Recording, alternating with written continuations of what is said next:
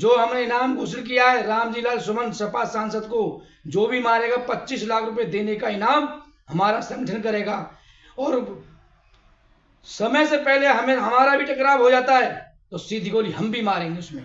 नमस्कार, स्वागत है आपका कंट्री कनेक्ट टीवी में और आपके साथ मैं हूं RS अवस्थी।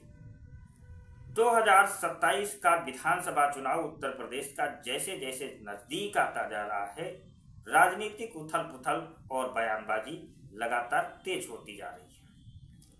समाजवादी पार्टी किसी भी कीमत पर मुस्लिम वोट बैंक को साधे रखना चाहती है और यही वजह है कि अबू आदमी से लेकर रामजीलाल सुमन तक तमाम तरह की बयानबाजी की गई।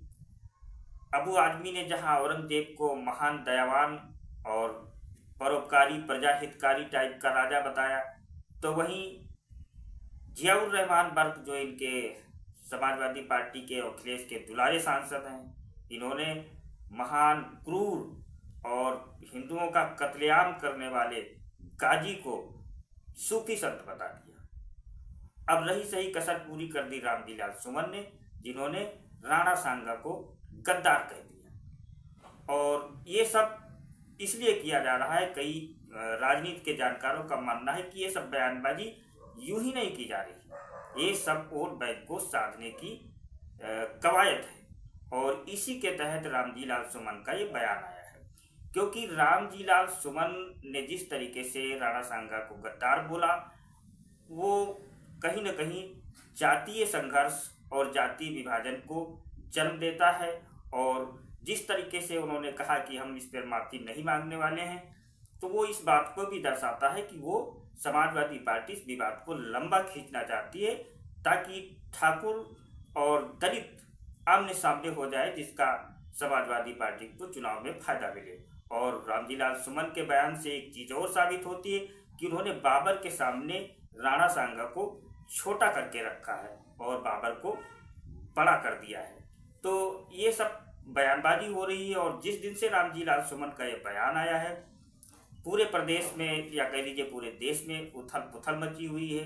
जगह जगह प्रदर्शन हो रहे हैं। रामजीलाल सुमन के विरोध में लोग पुतले जला रहे हैं और यहाँ तक करनी सेना ने तो प्रदर्शन करते करते उनके घर का भी घेराव कर लिया।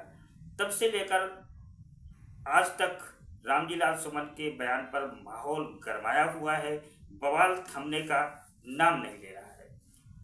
अब एक और बयान आया है बताने कि रामजीलाल सुमन के जो राणा सांगा पर टिप्पणी की गई थी, उसके बाद देश में लगातार विवाद बढ़ता जा रहा है और लोगों का गुस्सा भी रामजीलाल सुमन पर लगातार फूट रहा है। और अब अलीगढ़ के एक हिंदूवादी नेता मोहन ने एक विवादित बयान दिया है और विवादित ऐलान किया है। हिंदूवादी नेता ने रामजीलाल सुमन को गोली मारने वाले को 25 लाख रुपए का इनाम देने की घोषणा की है। इस हिंदूवादी नेता का ऐलान है कि अगर इससे पहले वो रामजीलाल सुमन से मिलते हैं, उनकी मुलाकात होती है, तो खुद भी उन्हें पहले ही गोली मार देंगे। हिंदू नेता द्वारा की गई घोषणा का ये वीडियो सोशल मीडिया पर बहुत तेजी से वायरल हो रहा है। बता दें, करनी सेना के नेता मोहन चौहान ने कहा है कि राणा सांगा वीर थे, जिनके शरीर पर 80 घाव थे, एक पैर नहीं था, एक हाथ नहीं था और एक आंख नहीं थी, फिर भी लड़ते रहे और कभी किसी से मदद तक नहीं मांगी। उन्होंने कहा कि अगर कोई हमारे समाज से और इतिहास से छेड़छाड़ करेगा तो बर्दाश्त नहीं किया जाएगा। अगर कोई भी व्यक्ति रामजीलाल सुमन को गोली मारेगा तो वो और उनका संगठन उसे 25 लाख रुपए का इनाम देगा। अगर उनका आमना सामना हो गया तो वो भी सुमन को सीधे गोली मारने का काम करेंगे। बताते चलें कि समाजवादी पार्टी के सांसद रामजीलाल सुमन के मेवाड़ के राजा राणा सांगा को गद्दार कहने का मामला पूरे देश में बेहद ज्यादा गरमाया हुआ है। देश भर में सांसद के खिलाफ विरोध प्रदर्शन करने के साथ ही उन पर कार्रवाई की मांग की जा रही है। हाल ही में राजस्थान में राष्ट्रीय राजपूत करनी सेना ने सांसद की जुबान काटने पर 5,51,000 रुपए के इनाम की घोषणा की थी, जिसके बाद अब उनकी हत्या किए जाने पर इनाम का विवादित बयान आया है। इस तरह के विवादित बयानों को किसी भी दशा में उचित नहीं कहा जा सकता। लेकिन रामजी लाल सुमन ने जिस तरीके का बयान दिया है उस पर उन्हें माफी मांगनी चाहिए थी, क्योंकि राणा सांगा के प्रति देश के करोड़ों लोगों में आस्था है और वो उन्हें नायक मानते हैं।